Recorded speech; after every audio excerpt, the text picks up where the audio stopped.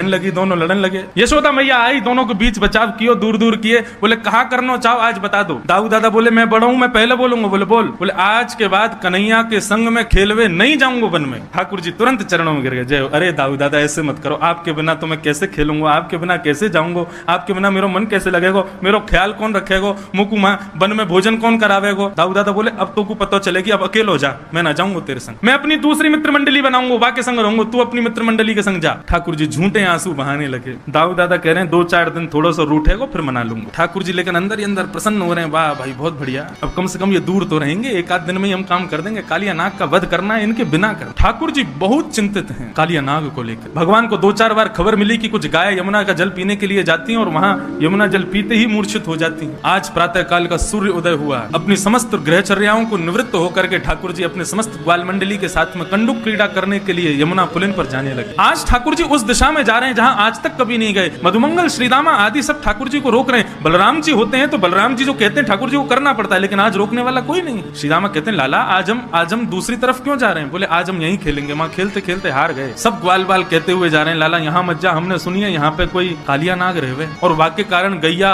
और कोई भी ग्वाल बाल यदि वहां विचरण करे तो मूर्छित है जाए। हमने तो सुनी है ऊपर से कोई पक्षी भी उड़ के चलो जाए तो वाको भी मरना है जाए, इतना विष निकले यमुना जी में थे। अरे ठाकुर जी बोले सब बनी वही बात है, कोई यमुना में कूद के स्नान ना करे, या हमारे सबने भ्रम फैला रखो, ऐसा कछु ना है, चलो मेरे साथ। जैसे ही पहुंचे ब्रजवासी बालक घबरा रहे हैं, लेकिन ठाकुर जी के हृदय में जो भाव है वो ठाकुर जी को पता है। कंडुक क्रीड़ा करते करते इस प्रकार से क्रीडन किया कि मधुमंगल श्रीदामा की जो गेंद थी ठाकुर जी ने उसको यमुना जी में फेंक दिया। जैसे ही यमुना जी में जाकर के गेंद गिरी है, ठाकुर जी ने अपनी माया से ही श्रीदामा के हृदय में प्रवेश किया और श्रीदामा के माध्यम से जिद करवाने लगे कि मुझको तो वही गेंद चाहिए।